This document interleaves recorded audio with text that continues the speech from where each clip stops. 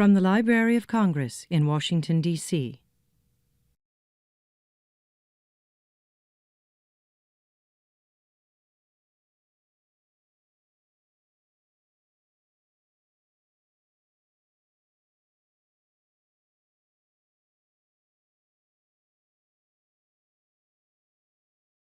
I am so very delighted to see so many of you here today. My name is David Mao, and I'm the Law Librarian of Congress. And on behalf of our Librarian of Congress, Dr. James Billington, I welcome all of you to the James Madison Memorial Building of the Library of Congress for this very special seminar, a very special talk today. This is the third in our series. This is the third of the Frederic R. and Molly S. Kellogg Biennial Lecture on Jurisprudence. I want to start by thanking Fred and Molly Kellogg, who are here with us in the audience today. So can I ask Fred and Molly to just wave so everybody knows who they are, or stand up?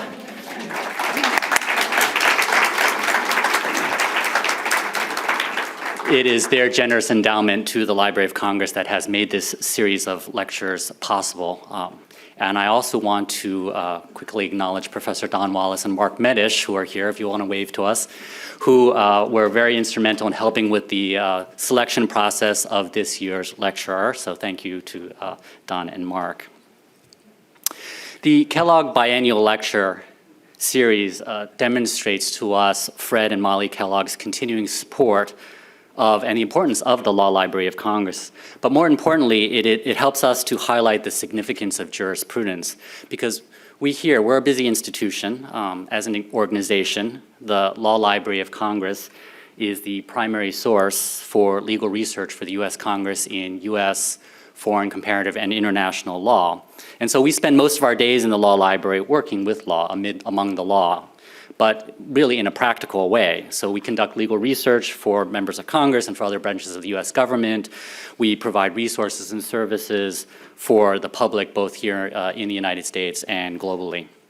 But this lecture series really allows us to step back and think about the study and theory of law that is so important to the day-to-day work that we do. So we're very thankful to the Kelloggs for their generosity, to the Law Library, for supporting this program and allowing us to indulge in a scholarly program about contemporary legal thought. What I'd like to do now is introduce Fred Kellogg to us. Fred, I'm sure, is no stranger to many of you here. He is a graduate of both Harvard College and Harvard Law School, and has been a U.S. Assistant Attorney and a later advisor to Attorney General during the Watergate crisis. He's also earned a doctorate in jurisprudence from George Washington University, and has written in this area, as well as authoring 2 books on Justice Oliver Wendell Holmes. A former Fulbright visiting professor in Brazil, he has also served as a fellow at the University of Edinburgh in Scotland. And so I'd like to invite Fred up here to introduce our lecture speaker today. Thank you.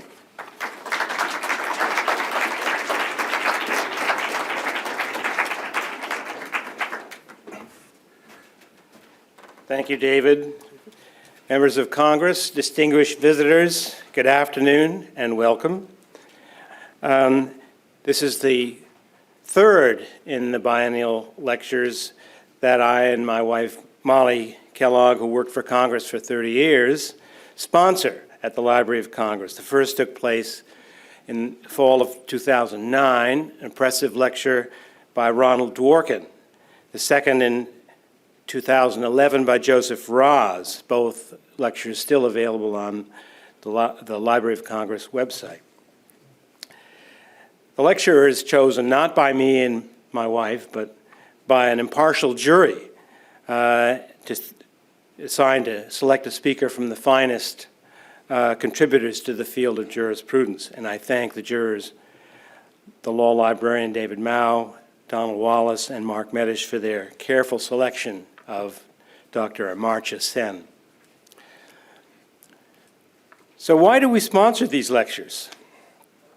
Not just because Washington, D.C. is a town of lawyers, but because the law, like corn and soybeans, is such a fertile crop.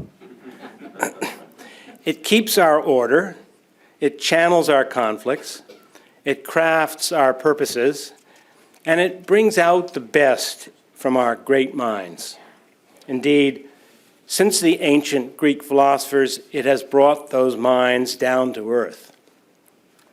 Our speaker, Amartya Sen, has an extraordinary background. His many influential writings emerging from a childhood in Bangladesh and associations with universities in India, Britain, and the United States. But in introducing prior lecturers, I haven't dwelt on their resumes because that would take up all my time. But instead, I've used sporting analogies to introduce them. 4 years ago, Professor Dworkin gave his lecture on the question, "Is there truth in interpretation?" The importance of this had been a central theme for Dworkin following his famous challenge to HLA Hart of Oxford. Hart had relivened legal positivism with his original arguments separating law and morals, and Dworkin argued forcefully for the role of moral principle in judicial decisions. So, I compared Dworkin to an elite professional tennis player, an ageless Roger Federer, once having gained the prize, then having to beat off an endless roster of other challengers.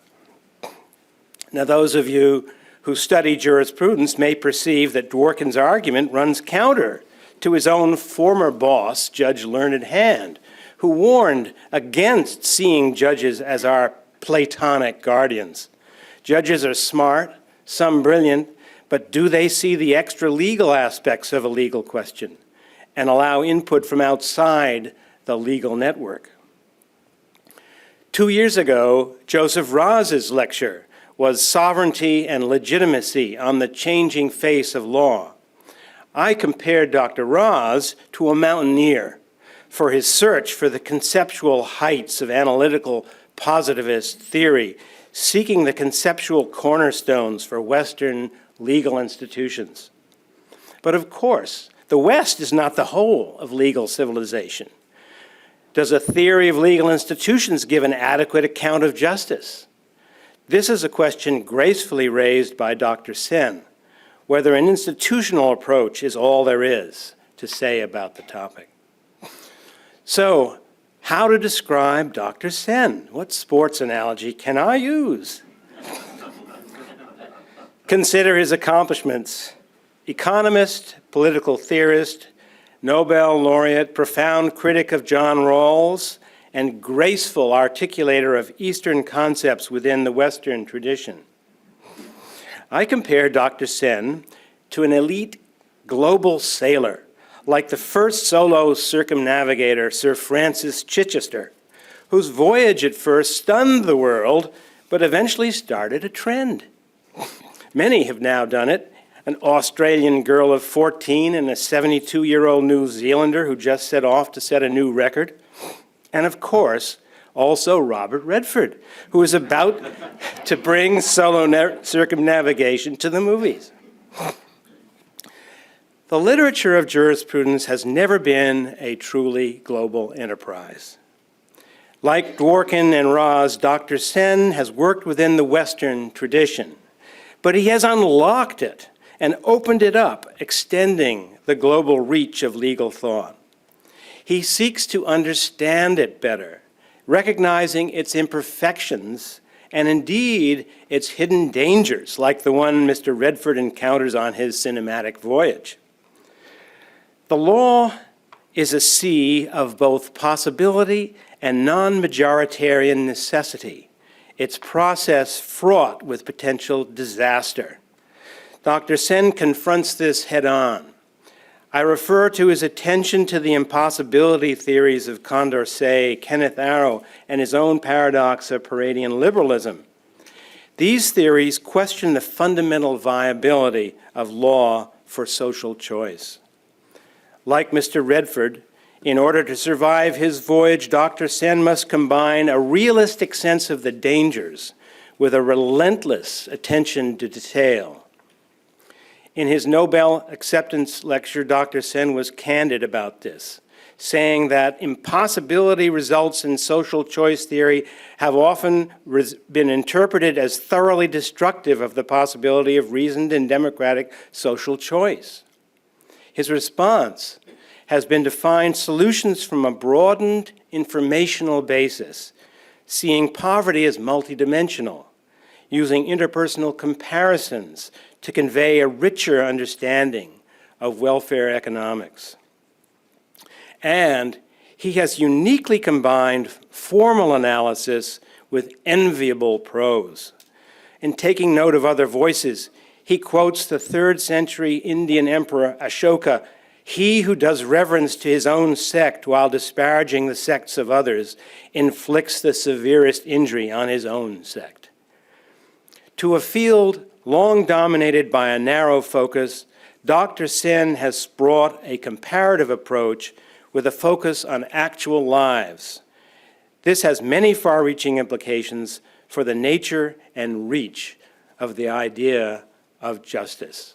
And I give you Dr. Sen.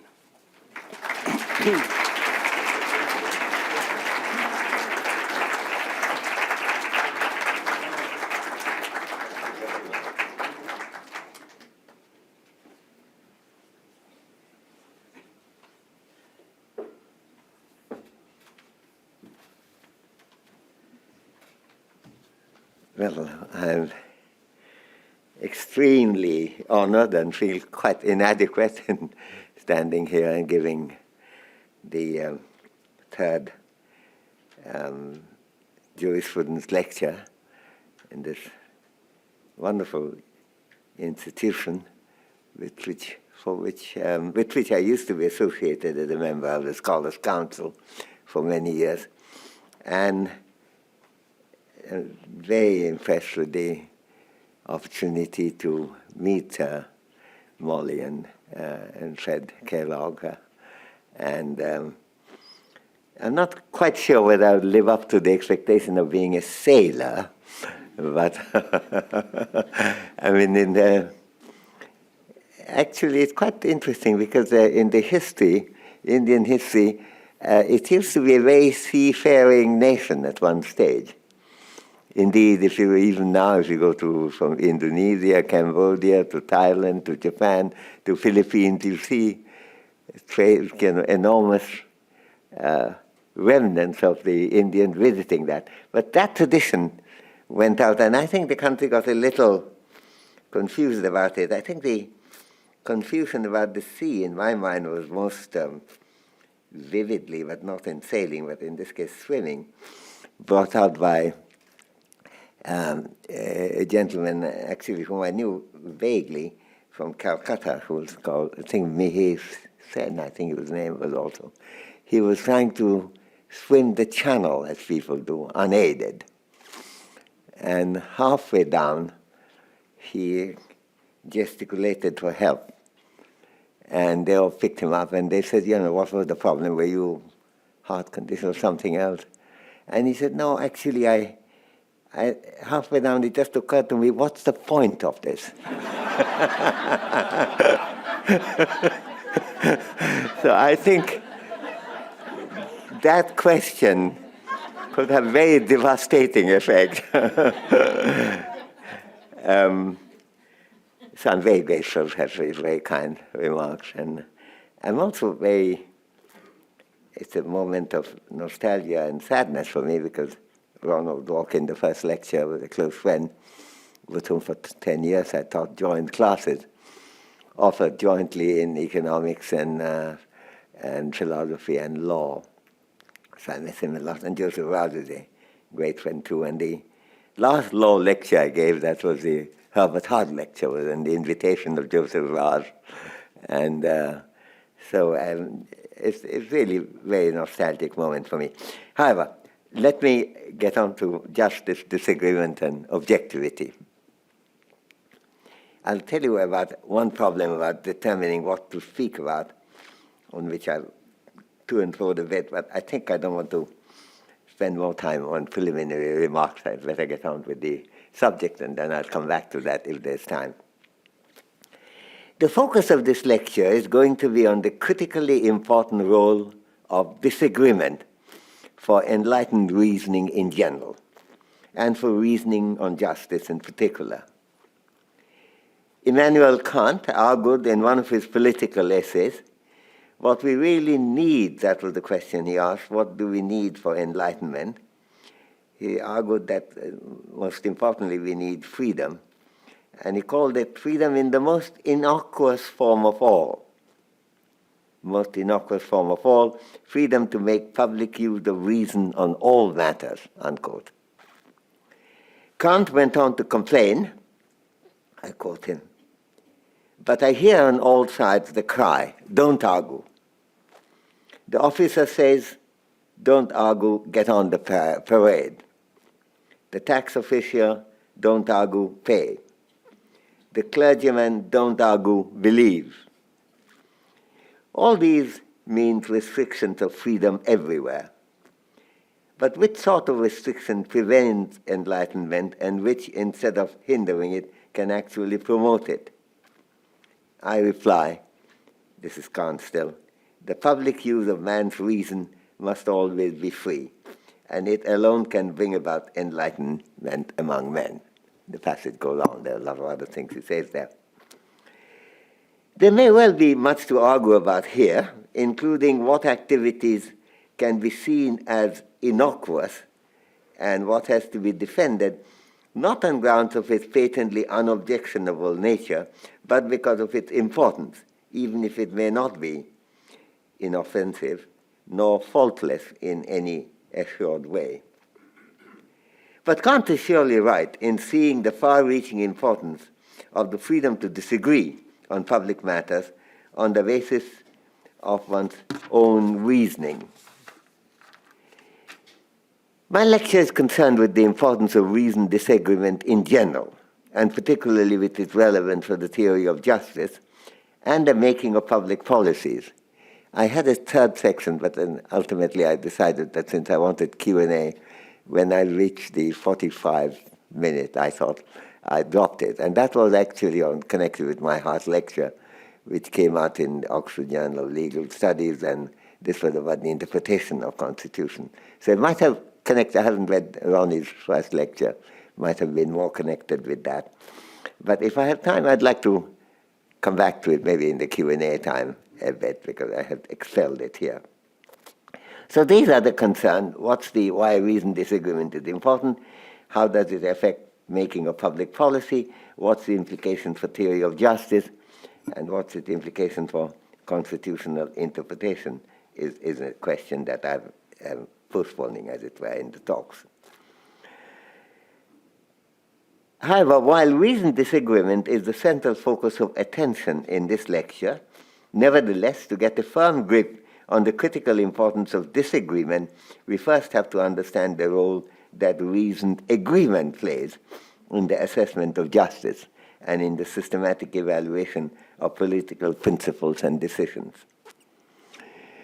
When almost a century ago, in 1923, Lord Hewitt insisted in his verdict on Rex versus Sussex justices that justice should not only be done, but, I quote, manifestly and undoubtedly be seen to be done, unquote, he might not have foreseen how his newly formulated principle would get a resounding endorsement right across the world as a basic requirement of fair judgment.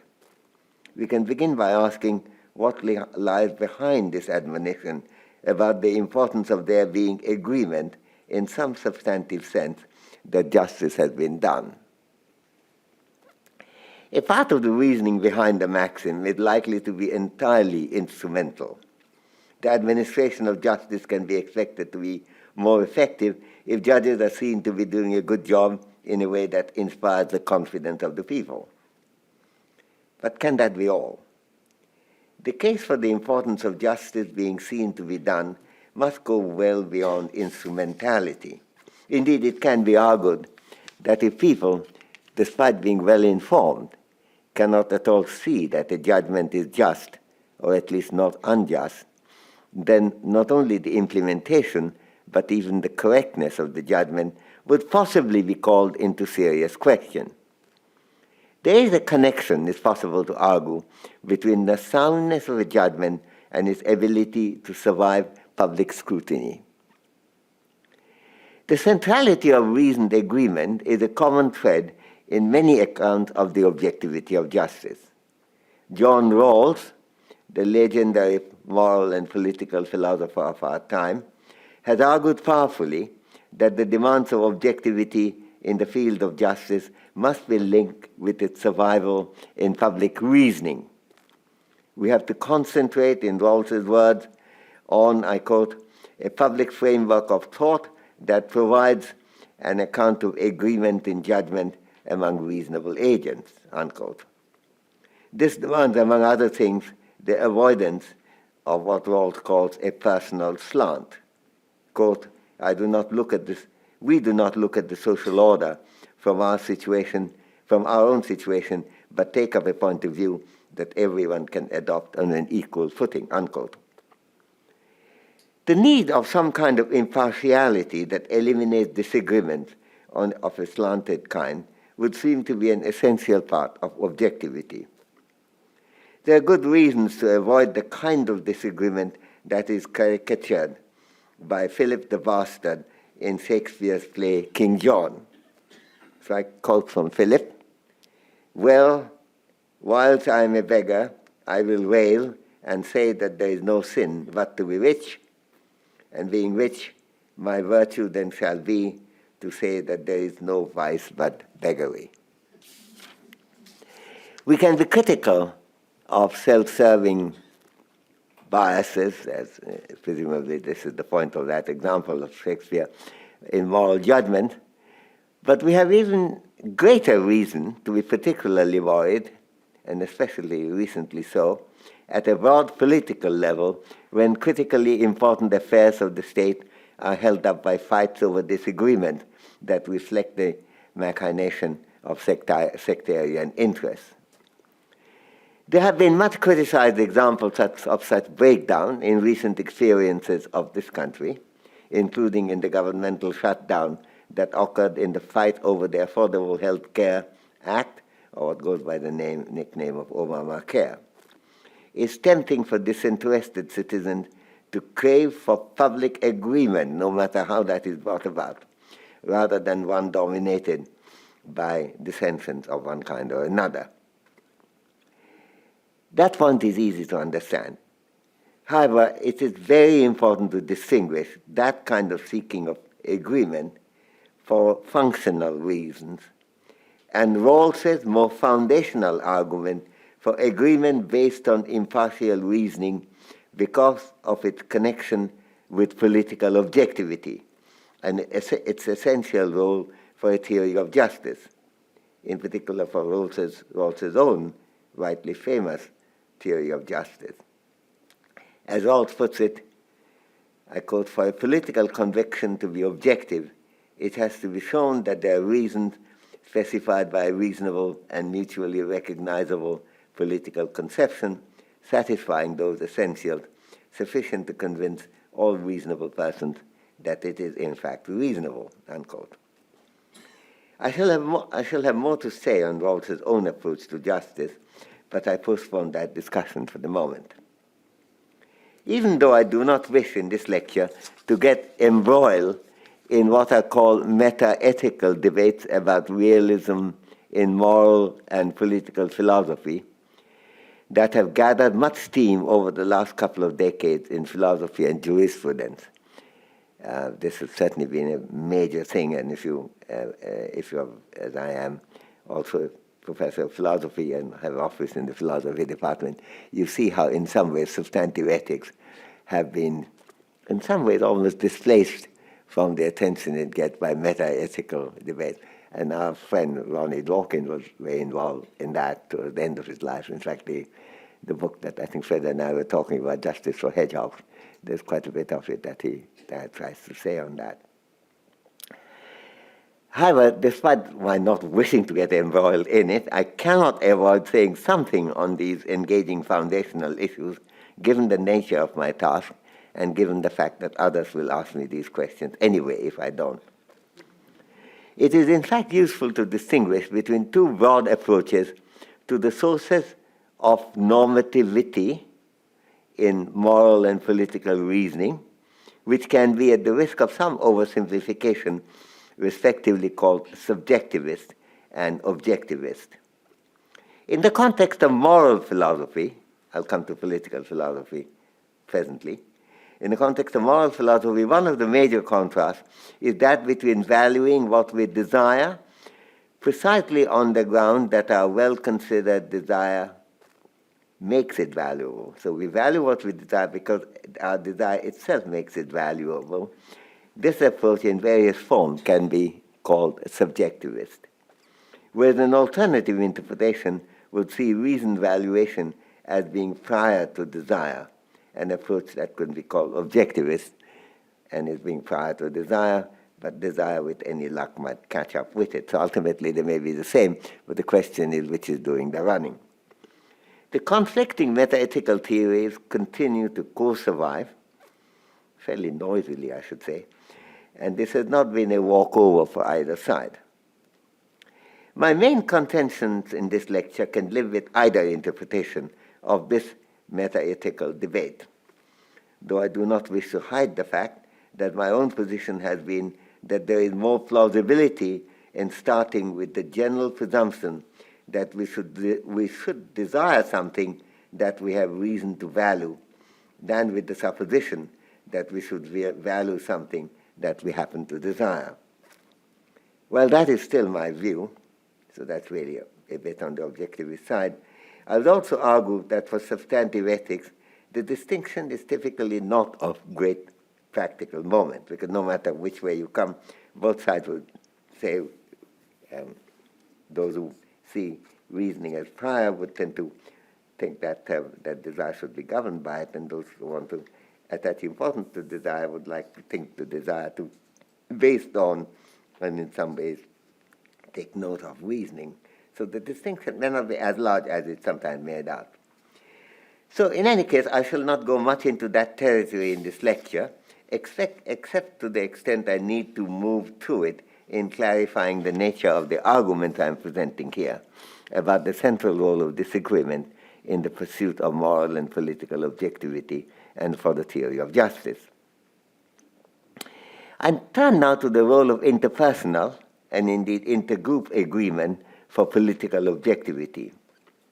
While reasoned interpersonal agreement has pertinence in moral philosophy, it must have very special relevance in political philosophy in particular, since politics is so much a matter of living with and working with each other, as Aristotle noted a long time ago. So I come back to Hewitt's principle about justice being seen to be done, and Rawls's idea that for a political conviction to be objective, it must involve some, I quote, agreement in judgment among reasonable agents, unquote. The subjectivist-objectivist dichotomy surfaces here too, and there is a contrast here between two metaphysical approaches dealing with this question of agreement. One approach would take the deliberation-based interpersonal agreement to be itself the source of its soundness, an objectivity that is founded ultimately on informed agreement in what is sometimes called the constructivist way. And many people have traced the origin of that to Kantian reasoning, not to the kind of thing I was quoting from political writings, which are more day-to-day issues for him, but for his two foundational books. Whereas objectivist theories would see the role of agreement to be, in fact, a part of the search for objective values on which people have reason to agree. I shall not pursue the distinction further here, since, as I said, it's not central to my concern in this lecture, though I would be very happy to come back to it if it comes up in Q&A. Survival in public reasoning involving others can be a very plausible way of examining the impartiality of people's own beliefs and the absence of a personal slant. The roots of that social examination was outlined a quarter of a millennium ago by Adam Smith and was followed not long after that by Immanuel Kant. There's sometimes we and since I wear economics and philosophy both hats, grumble that I think philosophers tend to take Kant much more seriously compared with Smith in a way that may not be easy to justify. Economists, of course, also, on the other hand, tend to take one book of his, The Wealth of Nations, very seriously, paying relatively little attention to theory of moral sentiment and his posthumously published lectures on jurisprudence. As far as the priority is concerned, I think the first reference to Smith that you get in Kant is in his book on anthropology. And then there's a letter, I think, written to someone called Mark Hertz, I think, where he credits Smith with the idea that I'm just about to quote, which the only mistake he made, he said that there is sense here in what that Englishman, Adam Smith, says. Now, I think in these days of Scottish independence, that remark would not go unnoticed, I think. So what did Smith argue in his first book? He argued many things, the theory of moral sentiment. I was privileged to write a new introduction to it for the 250th anniversary edition of it, of the Penguin books. And the range of issues covered are dramatic. But one of the things particularly relevant to what we are discussing now is, I quote from Smith, "In order to obtain this satisfaction of being object of admiration by others, we must become impartial spectators of our own character and conduct. We must endeavor to view them with the eyes of other people, or as other people are likely to view them." So you just see what it would look like from somebody else's perspective. It's this type of reasoning that takes many contemporary theories of justice to search for a point of view that everyone can adopt on an equal footing, to use Rawls's formula, and there's a lot about universalization that Kant talks about, which is very much in the same spirit. As I mentioned earlier in this lecture, I'm particularly concerned with the positive and enriching contribution of reasoned disagreement in the pursuit of objectivity and justice. So the question is this: how does the role of disagreement fit in with the basic importance of reasoned agreement? The importance of the connection can be seen this way. What we are looking for is not just agreement, which can be brought about even by, as the saying goes, by knocking heads together. Many American citizens were pining for that when the government offices were closed as a result of disagreement on Obamacare. But reasoned agreement cannot be generated by knocking heads together.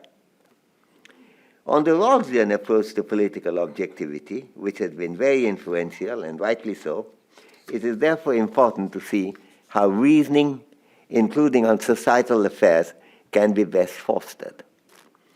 To make sure that useful reasoning occurs rather than being restricted or neglected, we have to encourage and facilitate, rather than dissuade or stifle, reasoned disagreement. It's also important to understand why the need for considering different points of view and distinct perspectives is so important. But also the question arises, why does it arise, and why is it the case that the likelihood of disagreement is so often missed, and why do people often feel so sanguine about their position, not welcoming any disagreement? That's a hard problem to take on, but let me try. It's not absurd to argue, and I do support one version of this belief, that different people can have fundamental and resilient disagreement on the relative importance of different types of values, even when they agree what these values are. They disagree on the relative importance. For example, on the comparative importance of personal liberty and the avoidance of severe economic inequality.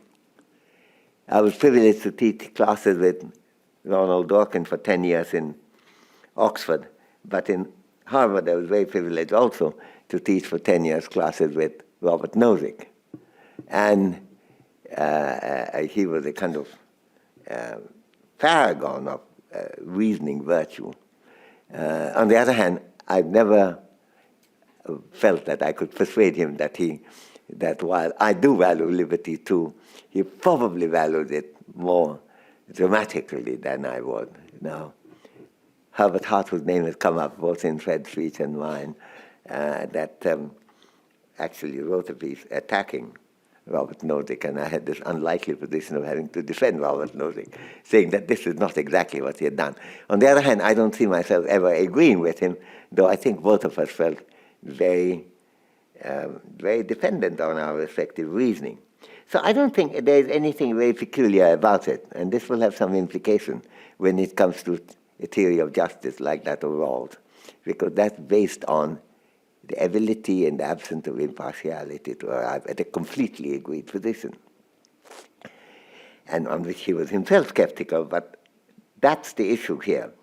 Now, if you look at the theory of justice, Rawls's first book, he tends to assume that these disagreements could melt away once you take away our personal slants and have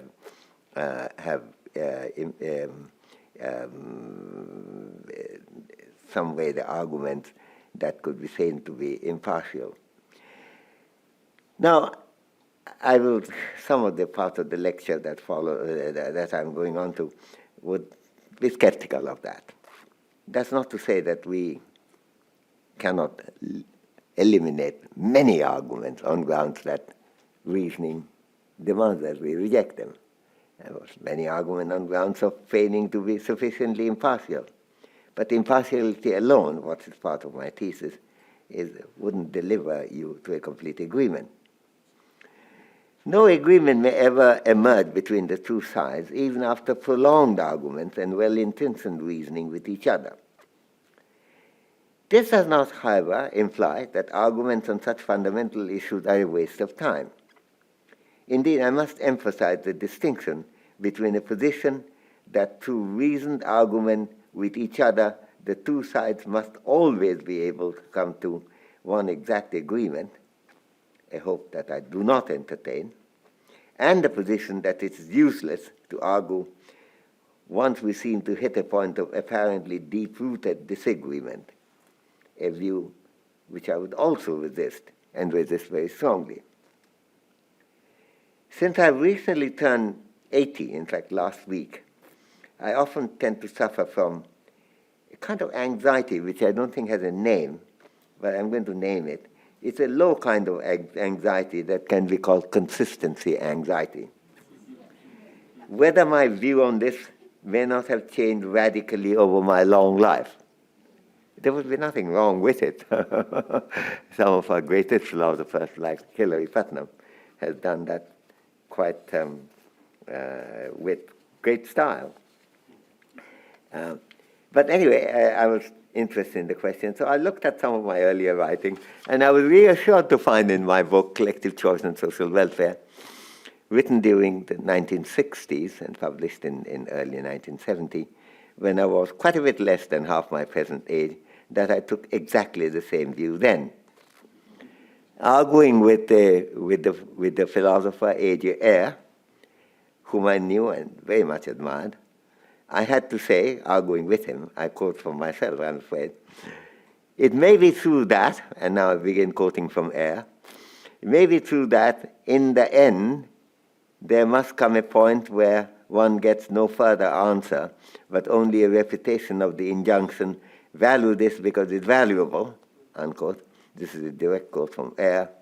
But there's no surefire test, I went on, that tells us whether such an ultimate point has in fact arrived, unquote. Following Immanuel Kant, I would be inclined to affirm the importance of the freedom to disagree on public affairs, which is what he was defending. But I'd like to go beyond that, beyond having that freedom, to the fruitfulness of actually exercising that freedom. Reasoned disagreement can always be potentially fruitful, even in a particular case when it doesn't generate any low-hanging fruit. There's no way for you to know that that is indeed the case. So I think I would tend to think of the reasoning process as not not something which can end at any point of time. New concerns come out, and if you look at the way our convictions have changed over the centuries, you could say how dramatically new presumptions have come in. We have to talk a little about that too. The fruitfulness of arguments often relate to the fact that in arguing for one kind of value, we make use, often implicitly, of something with a different kind of normative significance that may be taken to be more fundamental or more relevant to the decision that the particular value I'm examining, without that connection being made explicit. I shall call this generic phenomenon of unstated dependence implicit contingency, which can also cross to and fro the lines between facts and values, a distinction that cannot be taken as a hard and fast dichotomy, as Hilary Putnam has made us understand more clearly. Not that there is no distinction, it isn't a dichotomy, they're very involved with each other. We make very extensive use of some factual beliefs, often implicitly without mentioning that at all, about the world that surrounds us. And these connections may be critically important for our evaluational conclusions. The scope for arguing about and disagreeing on the acceptability of the underlying presumptions, including factual proposition, can be widespread and extensive, even though the sanguine believers of their own reading of the real world may not at all like entering that territory of examination. Consider, for example, the leaders of the European Union who steadfastly valued and chose a policy of severe fiscal austerity following the economic crisis of 2008. The case for their valuational judgment heavily depended on a particular reading of cause-effect relationship in the financial and economic world. Cutting government deficits immediately seemed to them to be a surefire way of curing the ailments of Europe's heavily indebted economies and making the economies both fitter and more able to generate international confidence in the future, not just in the bond market, but just across the board. If they had been, on the contrary, persuaded that, say, John Maynard Keynes did get certain economic relations right, especially about the disastrous consequences of severe austerity when imposed on an economy that happened to be full of unemployment and unused production capacity, then the factual basis of their judgment, and through that the judgment itself, would have been somewhat, in fact, thoroughly undermined. It's of course also the case that the champions of austerity, whether in European Central Bank or in the community, had a very strong desire to impose austerity and believed sincerely in the value of austerity for the well-being of the people. I don't think we have any major reason to be skeptical of the sincerity of their desires or of the reasoned judgments they presented, or of the morality behind their prescriptions and behind the firm commands that went from the powerful leaders of the European financial system to the powerless parts of Europe, whose circumstances demanded from them their obedience and compliance. The intentions could indeed have been faultless. And since I'm privileged to have known personally some of the people who were involved, including knowing Trichet, who was the president of the European Central Bank, and the high quality of their moral integrity and ethical desires, and I was second to none in admiring Trichet's moral qualities, I would tend to think that they actually were as moral and as motivated as they said. But that, I'm afraid, does not do anything whatever to remove the contingent nature of their implicit presumption, in this case on causal relations between economic variables, which affected their judgment thereby affecting the lives of hundreds of millions of Europeans. The truth of the presumptions on which their judgments and desires were dependent did not receive much critical scrutiny, even when the phenomena they predicted kept on not occurring. Change came, and only in small doses, after years of decimation of institutions, economic as well as social, and destitution of parts of the population, when the nature of the political reality made it impossible for the European financial leaders to continue as they had been. Indeed, until what the leaders had taken to be, to use Simon Sharma's wonderful phrase from a different context, what they had taken to be dead certainties were actually dead in terms of their empirical vindication. The possibility of a departure seemed hopeless. Obviously, this is not the occasion to discuss in any detail whether the contingent beliefs on which the recent European economic policies have been based were sound or not. And since I have written on that in the New York Times, in Le Monde, in Guardian, in New Republic, and New York Review, and so on, I feel that I don't have to do it necessarily here, but I do think that the causal assumptions that were made implicitly, mostly implicitly, sometimes explicitly, in the argument that came behind the European policies that were chosen were extraordinarily unsound. And this led to a comprehensive failure of the chosen policies to deliver the results that were expected, and created vast sufferings in Europe that were altogether unnecessary and counterproductive. A large-scale and indiscriminate cutting of every kind of government expenditure, which slashes market demand through reduced spending, can hardly be a well-reasoned response to an economy in serious recession with unemployment on one side and unused capacity on the other.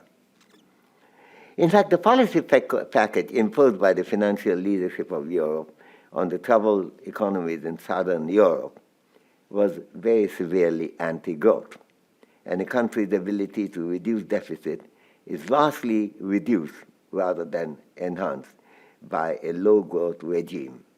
In fact, a huge part of Europe outside Germany had gone through years of continuing decline rather than expansion, and the deficit and the debt problem had remained unresolved, despite that, mainly because of this connection. And actually, people sometimes don't recognize how dramatically it adjusted things. Now, India is going through a reduction in growth rate now, but it was going very fast, and it's still now going a lot faster than Europe and America.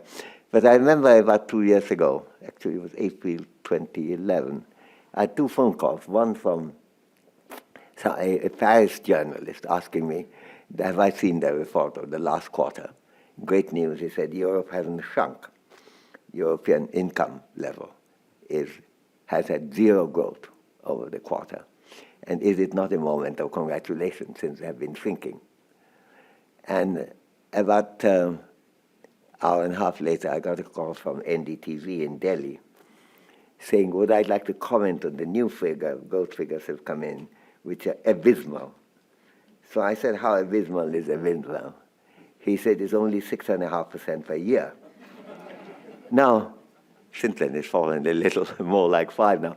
But still, the scales have changed, and I think it's one of the elasticity of people's thinking, is that what is regarded as fast growth is not what Europeans, or for that matter Americans, regarded as fast growth not very long ago. And I think there's a habit of thinking which is very important in this case to recognize, because so much of it is implicit rather than explicit. Indeed, sometimes a reasonably plausible factual diagnosis, to take an example, that European countries need a great deal of institutional reform, which is certainly true, and which the European financial leaders did, in fact, rightly see. Sometimes that gets submerged in the general confusion between needed organizational changes, which these countries badly needed, and general austerity, which they certainly did not. And the combination had the effect, since the two went together, that those who wanted institutional reforms, but rightly, and did not at all want severely debilitating austerity, had to oppose even the former, the reforms, because the two sets of policies were offered as a joint and inseparable package. This happened to country after country, from Greece to Spain to Portugal and others. For this lecture, however, my main focus is not at all on the faulty economic analysis of European economic leadership, but rather on the unwillingness of the leadership, moral as they were, and deeply moral too, to attach any serious importance to the disagreement and the reasoning behind the disagreements on the policies chosen. The economic powers were sufficiently alienated from the politics of democracy to be able to ignore widespread disagreement so long as the powers in charge in Brussels and following them in the respective capitals agreed with each other. There was no problem until one government after another started being voted out of office. By then, of course, much harm had already been done. And going beyond that, the withdrawal from catastrophe has been rather half-hearted and confused. But that is another story which I must resist getting into today. I've done more economics than I should have in this lecture anyway. Even though I shall not have the time to discuss in this lecture the lessons that this country, the United States, can learn from the experience of Europe, I should point to the possibility that confounded empirical beliefs, not moral beliefs, which may affect the valuational judgment and policy prescriptions of many powerful groups in America, can be a source of real concern for policy making, particularly in the making of economic policies in these countries. To make clear that I'm not just being critical of America and Europe, I have tried to make a similar point about my own country, India, as well, in a recent book called An Uncertain Glory, jointly with Jean Drèze, where the major empirical delusion that growth and development can proceed in India just fine, even with a substantially illiterate and medically neglected population, has extracted a gigantic price for economic as well as social progress. America's problems are, of course, very different from India's. And these problems that I refer to, neglect of education, healthcare, at that level, doesn't exist quite in that form here. But the need is very strong, even in the United States, for reasoned arguments on many subjects on which firm and apparently unshakable beliefs are held. For example, on the allegedly immediate and urgent need for balancing the public budget rather than working for fast economic growth that would generate revenue to reduce deficits. The super-confident voices against whom can't complain, who cry, don't argue, get on the parade, don't argue, believe, can manage to create unnecessary misery in any part of the world, Europe or India or the United States. I've been devoting quite some time to the role of disagreement and of the insistence to argue in making and of the role of the insistent to argue in making good and just economic policies. I want to move on now to the more general problem of characterizing the challenges of developing an appropriate theory of justice. I shall have to examine the role of reasoned disagreement in formulating an adequate theory of justice. I've already quoted John Rawls's discussion of the importance of impartiality and reasoned agreement for the pursuit of objectivity and for a theory of justice, with which I broadly agree. In developing his theory of justice as fairness, as he calls it, Rawls takes the principal question to be, what is a just society? Indeed, in most theories of justice in contemporary political philosophy, that question is taken to be central. In his investigation of justice as fairness, Rawls explores in depth the nature of an entirely just society seen in the perspective of contractarian fairness. They have a social contract, an imagined contract, and you imagine they would arrive at precisely one set of principles of justice, and which would outline one precise set of social institutions, the basic institutions of the society. And from there, everything is proceed. In contrast with focusing on perfect justice, what can be called a comparative approach would concentrate instead on ranking alternative social arrangements, whether some arrangement is less just or more just than another, rather than focusing exclusively or at all on the identification of a fully just society. And the comparative approach can even allow partially complete ordering, leaving some rankings unspecified. The fact that you can answer some questions in terms of their in relative justice doesn't mean that you can answer all of the questions that could be asked in that format. And you don't hesitate to use those answers that you do know, and at the same time, you may have every reason to try to see whether you can get more reasoning and more agreement on the subjects on which you do not agree. That roughly is, I'm afraid, an approach that I've tried to put forward in my book, In the Idea of Justice. Rawls's investigation begins with identifying the demands of fairness through exploring an imagined, quote-unquote, original position, not a historical one, but an imagined one, in which the members of the society are ignorant of their respective individual characteristics, including their own comprehensive preferences. So they don't know who they are. They do know that they're a member of this group. So they know whether they're rich or poor. They don't know whether they're intelligent or not, or whether they have a pretty face or a good singing voice or not. They don't know any of those things. On the other hand, they know that there's a community, there's a variety of things, and there could be any one of them. The principles of justice that emerge in the original position are taken to be impartial because they're chosen by the persons involved under this so-called veil of ignorance, without knowledge of their individual identities in the society with specific vested interests and particular priorities that they actually have. This exercise is aimed entirely at identifying appropriate principles for a fully just society and at isolating the institutional need for the basic structure of such a society. The working of these institutions, in turn, leads to further social decisions at later stages in the Rawlsian system, for example, through appropriate legislation in what Rawls called the legislative stage. The sequence moves forward step by step on firmly specified lines with elaborately characterized unfolding of completely just societal arrangements. Despite the immense influence that Rawls's really original and powerful thinking has had on my own thinking in political philosophy, as I say in my book, I don't think I would have been working in this area but for his influence. I have had many difficulties with this way of getting to a theory of justice, and indeed to the Rawlsian theory of justice as it has unfolded in his work. I've discussed them in my book, which, by the way, is dedicated to the memory of John Rawls.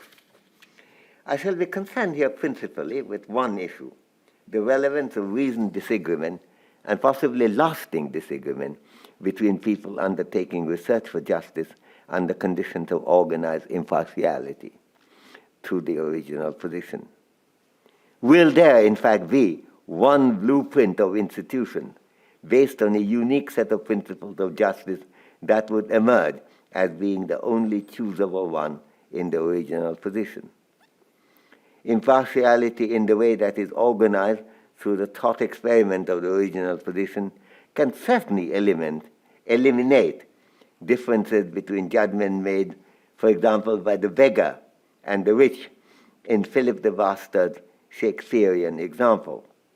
But can it eliminate possible divergence between, to return to an example I touched on earlier already, two persons who both value personal liberty and economic equity substantially, but one of whom would like to put much greater focus on the former than on the latter compared with the other person?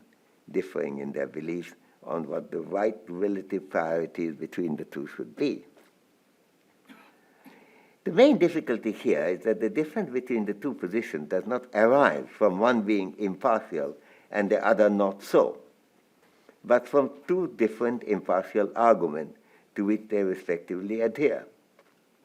There's nothing non-impartial in someone who puts as much priority, for example, on liberty, like my friend Robert Nozick did, which I regard that way important too, but in a way, and that Hart criticized him for, the role of economic injustice gets so remote in his thinking. If there's a problem there, it is not a problem arising from any lack of impartiality in Nozick's mind. This is not to say that they may not be able to come to an agreed position if they can continue to reason with each other. Perhaps they could. That surely is a possibility. But to assume invariable completion of such a process of search for agreement in the original position demands a great deal from our imagination. In his later writings, Rawls himself discusses the possibility of plural beliefs and, by implication, of surviving disagreement in the original position.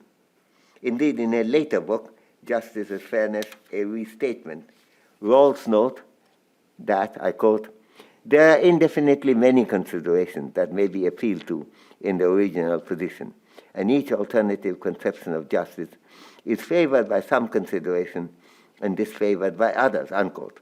And also that, I quote, "the balance of reasons itself rests on judgment, though judgment informed and guided by reasoning in each case," unquote. Rawls goes on to concede, therefore, I quote, "the ideal cannot be fully attained." But then it's not at all clear how the critical exercise of choosing exactly one set of basic institutions based on one set of principles of justice would come into force, and we don't get any help from Rawls on that. The possibility of lack of agreement on the kind of impartial system we want can be a major and in some ways fatal blow to the Rawlsian approach of what he calls justice as fairness, in the way outlined since the strategy of proceedings from the unanimous identification of just institutions to the specification of demands of justice in general is seriously undermined by the durability of reasoned disagreement. This does not, however, imply that there would not be many reasoned agreement on specific issues of justice. The area of agreement may well change over time, partly as a result of closer implication of implicit contingencies and debates about them, disagreements that are voiced. But there is no difficulty in this way of thinking about the historical progress of justice in human society, nationally and globally, building on the consensus that's already emerged. The durability of disagreement may undermine a totalist one-shot approach to perfect justice, but it does not disavow the approach of reasoned partial agreement in pursuit of justice over time. From the abolition of slavery in the 19th century to the spread of universal franchise in the early 20th, to movements towards universal schooling and universal medical attention and the pursuit of equality of men and women, and for treating people from different races, classes, and castes as equal. The world has seen many changes that have been occurring and continues to occur today. In many ways, the history of social change in the world is a story of far-reaching contribution from productive disagreement and reasoned argument. Kant was right to see the contingent importance of firmly resisting the invitations and the commands that surround our lives. Don't argue, get on the parade. Despite the foundational importance of reasoned agreement, joining the parade may not be the best way of advancing the cause of justice. Thank you.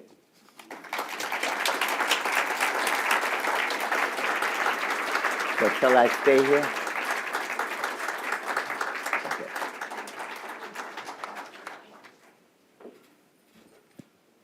Thank you very much, Dr. Sen, and we will now have some time for some questions for those of you who, and what we'll do is bring up a chair and have Dr. Sen sit up here. I have metal knees, so I can do a certain amount of standing. I can walk around, and so the kind of dynamic style of lecturing, which I like, namely, is to go up and down, work very well, but it wouldn't work here, I think. So are there any questions? Yes, sir. Dr. Sen, what if the difference is not over fundamental relationships, but over, this is something you touched on at the end of your remarks, over time horizon or differences in measurement in terms of the cost benefit? And so they're really not fundamental differences on the relationships, but on those other issues. Yes. Oh my God. That was an emphatic yes, but that I meant to. No, I think the two things that's happening is that many of the presumptions on which we base our argument are not stated. That's why the implicit contingency is so important. It's quite interesting to look through the slavery debates. Fogel has quite a good book on that. And there were others who have written on that recently. And you can see that there wasn't a denial that these human beings all have similar capability potentially, that they should be treated in much the same way. But there's some question, are these really the same? And you know, we sometimes overlook how much people have changed in this respect. Even Immanuel Kant, the great believer in universalization, as Isaiah Berlin, who first pointed out to me once, it shows clear signs of racist prejudices. David Hume resists that and speaks glowingly about Asians, including the Chinese. On the other hand, there is a passage saying he wasn't certain that the Africans are not really a little inferior. The one exception, by the way, which justifies my concentration on Smith, is there's absolutely nothing in Smith ever on that line. It's just as a matter of interest that he also discusses that. He said the real problem is about debating about slavery in Africa and he's always liked exaggeration.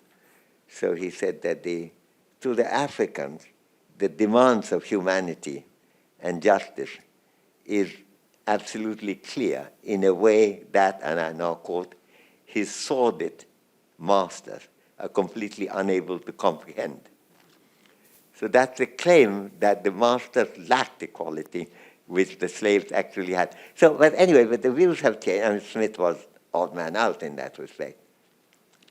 But I think partly a lot of these get re-examined and changed. That's one thing. But you were concerned particularly in measurement issues. I think people don't recognize how important different things are until some of the numbers come in. For example, when we don't spend so much time on AIDS thing because we feel that the AIDS epidemic has been, is not gone, but in fact it's been contained. People at one stage saying India was going to have the largest number of AIDS patients, but that doesn't happen because it could be dealt with.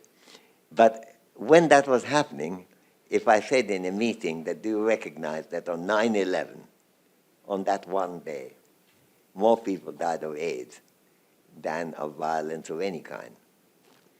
And if that's true of 9/11, then you can think of any other day how much more gigantic the AIDS deaths were. Mm-hmm. Now that actually is coming down sharply. So I think these numbers make a difference. I'm not one of those who are hostile to cost-benefit analysis at all. Not just because I've done some, but also because it depends on what you put down as your benefit. The main problem, if you're going to look for only monetary measures of some kind, you could easily get into a complete confusion.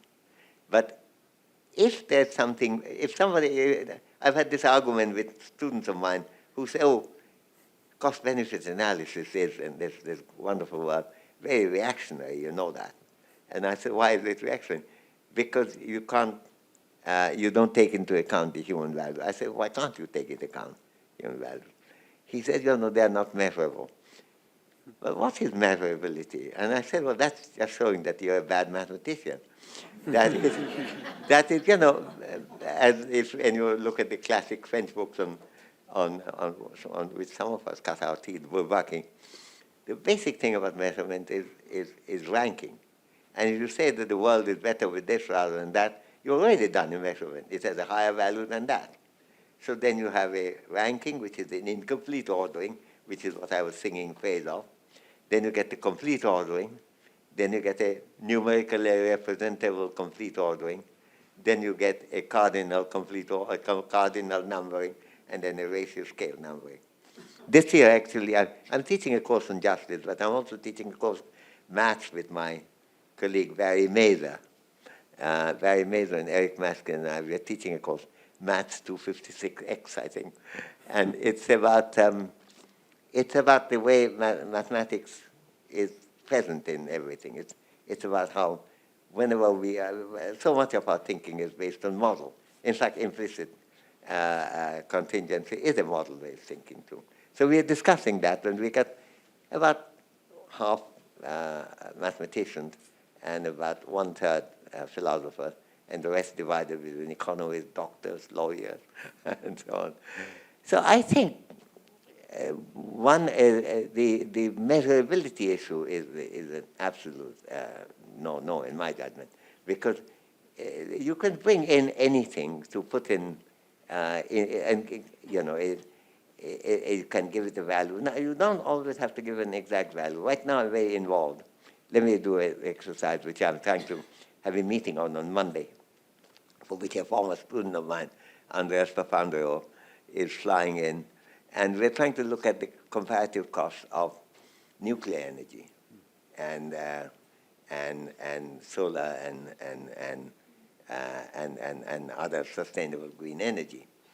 Now, sustainable green energy, I mean, the nuclear energy is liked a lot by the people who don't like fossil fuel, and rightly so, because it doesn't pollute the upper atmosphere and global warming and so on.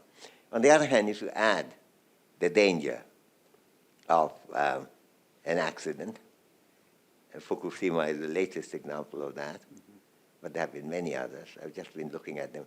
The number of accidents and what the Atomic Energy Commission calls incident, which is not quite an accident, but something could have been, quite large. Then there's the possibility of sabotage.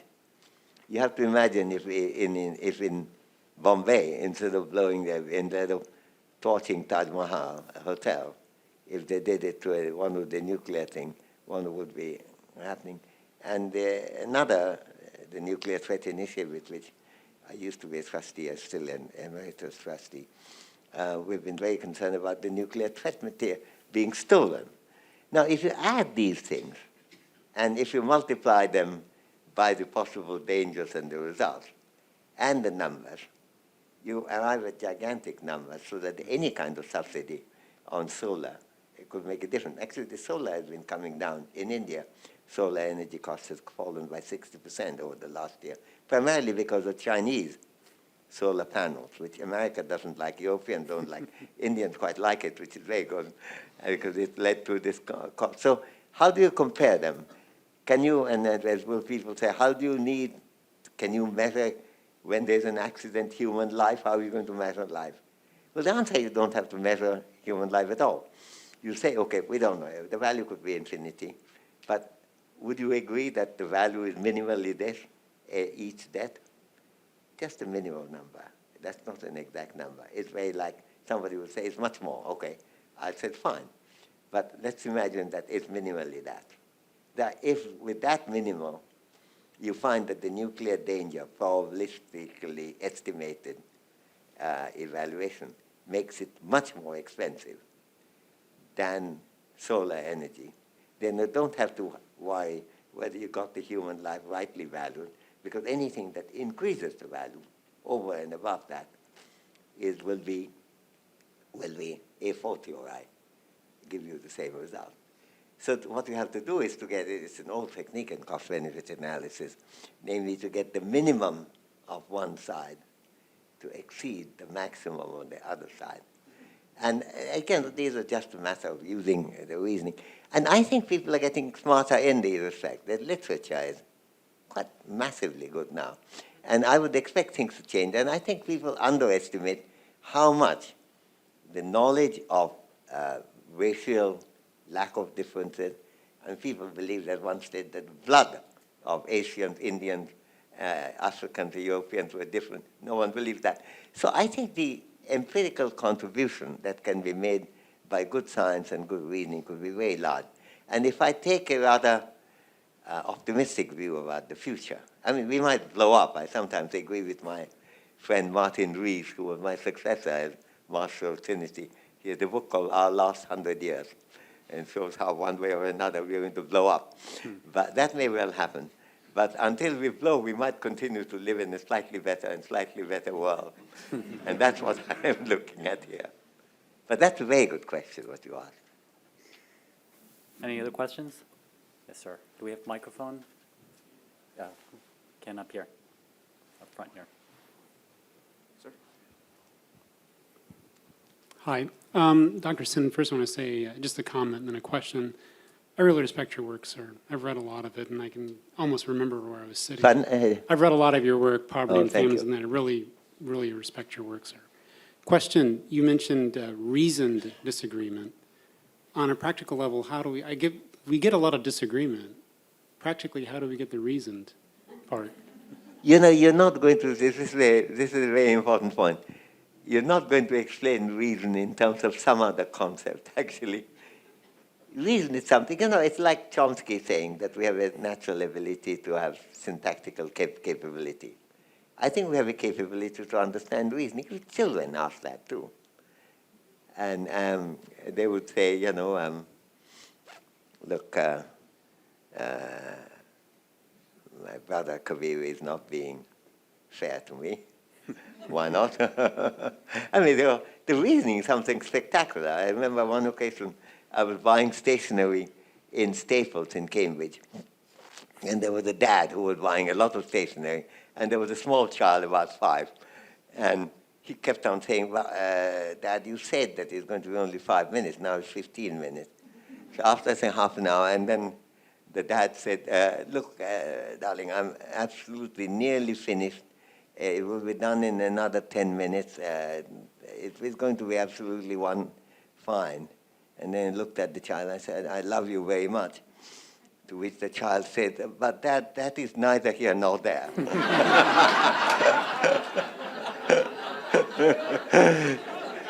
So I think we have this capacity. I think it would be a mistake to get into that. You see, I think that respect, the new meta-ethical literature, I think, of Derek Parfit, Tim Scanlon, and Tom Nagel, and a number of others who have made major contributions in how to think about reason, rather than try to explain reason by something beyond it.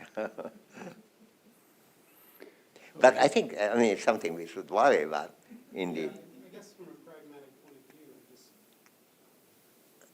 it's hard to see from anyone. Well, a pragmatic point of view, I think one of the Indian emperors, Akbar, the Mughal, there's a section saying why he is a Muslim. He was a great believer in multi-religious societies and had enunciated the principle earlier enunciated by Ashoka, whom Fred had quoted. That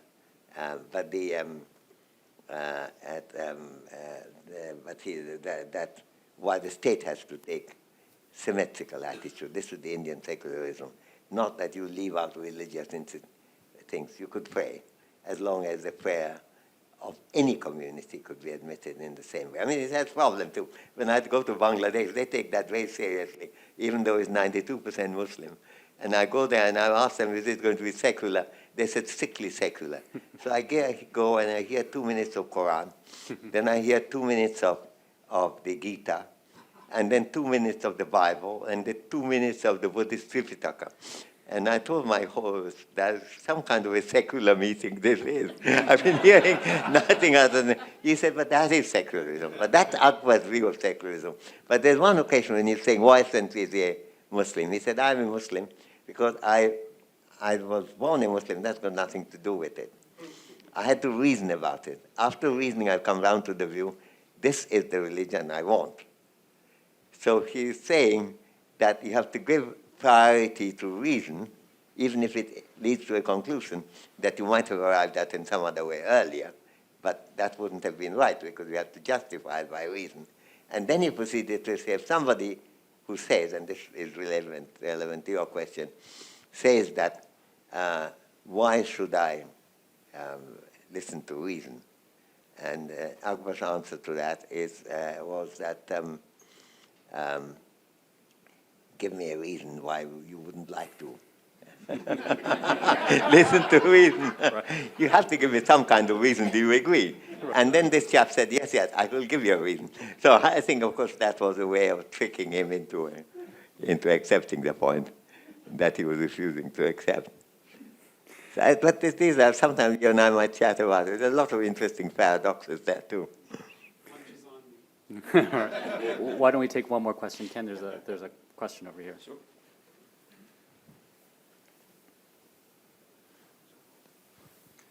Dr. Sen, thank you for your remarks. In the early parts of your observations, you made some references to constitutions.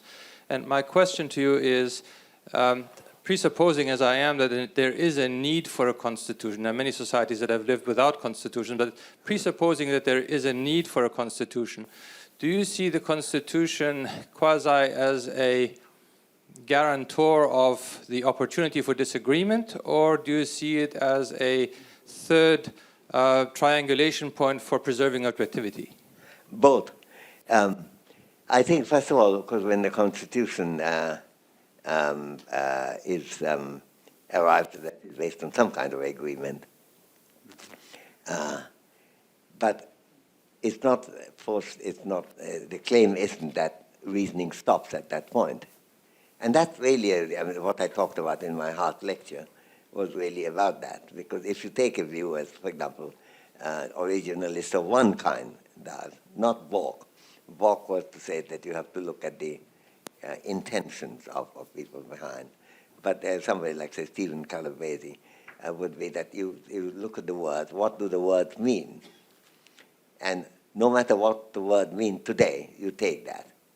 But that, of course, raises all kinds of questions because words change over time. The meaning of them change a lot. I mean, we know in India, we use some words in English that the English never use anymore. And so to say that why should we be governed by that rather than by our reasoning about it is a real issue. But the bigger issue is that the Constitution would, any situation, not give you a unique position that is free from interpretation. That is, it just doesn't lock the system. Only with the linguistic thing would do that, but even that's not, because if you look at Wittgenstein, words are the rules of how you use. Many words are used quite differently. It took me some time when I was reviewing recommendation letters coming from America, that to say somebody is quite good is thought to be a higher praise in America than it's in England. In England, it's pretty much damning. It was pretty quite good. Yeah, just quite good. But so, there's an enormous amount of scope in that. So I think there's no way of getting away from the need for reasoning and therefore the need for disagreeing on the interpretation. And I think it was Bernard Bailyn who drew my attention. I think my Hart lecture finishes by quoting a person Fred would probably know, Philip Livingston, who signed it. And on the day before he signed the agreement setting it up, he said, and of course, that does not prevent us from making use of the eternal law of good reasoning. And I think that's really quite a substantial issue. So your question is absolutely marvelous. Thank you. Thank you very much. Thank you. Well, thank again Dr. Sen for his great lecture. terrific comments, and I invite you to come up if you have any final questions for him. He has agreed to answer some of those here. I also want to thank all of you, Ambassador Rao, for joining us today for this wonderful lecture. Again, thank you, Molly and Fred, for endowing this so that we can continue this tradition. And just to give you a quick update, if you look at the back of your program, it'll identify a couple of other things that we have sponsored coming up in the law, for the Law Library, and I hope you'll join us again. Okay, thank you again. This has been a presentation of the Library of Congress. Visit us at loc.gov.